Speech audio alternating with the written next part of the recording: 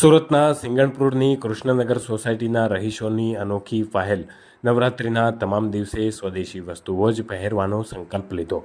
વડાપ્રધાન નરેન્દ્ર મોદીના સ્વદેશી મિશનને વેગ આપવા પહેલ સોસાયટીના રહીશો બહાર ખર્ચો કર્યા વગર ઘર આંગણે જ ગરબા રમે છે। દરેક મહિલાઓએ પોતાના માટે જાતે જ ચણિયાચોળી તેમજ અન્ય ડ્રેસ તૈયાર કર્યા।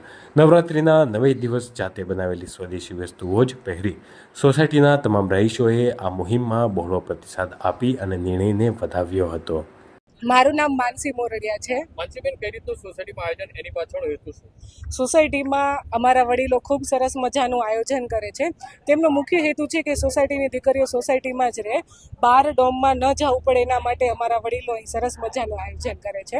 અને જેમ નરેન્દ્ર મોદીએ આહવાન આપ્યું છે કે સ્વદેશી વસ્તુઓને અપનાવીએ, તો મારું યુવા વર્ગને એટલી વિનંતી છે કે આપણી દિવાળી નજીક આવે છે, તો આપણે આપણા સ્વદેશમાં જ બનેલી વસ્તુને અપનાવીએ, જેથી કરીને આપણો રૂપિયો આપણા દેશમાં જ રહે।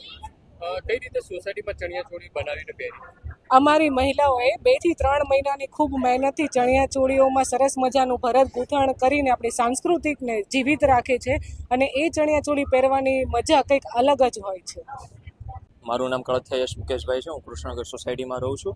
અમે 9 દિવસ અહીંયા સૌ સાથે હળીમળીને ગરબા રમીએ છીએ, એક જ પરિવારની જેમ ગરબા રમીએ છીએ। અને મેઇન વાત તો એ છે કે અમે 9 દિવસ મમ્મીએ જે જાતે ભરત ગૂંથણ કરીને અમારા કુર્તા બનાવેલા છે, એમની ચણિયાચોળી કરી 9 દિવસ એ જ કપડાં પહેરેલા છે, છતાં કોઈ બહાર રમવા પણ નથી ગયું।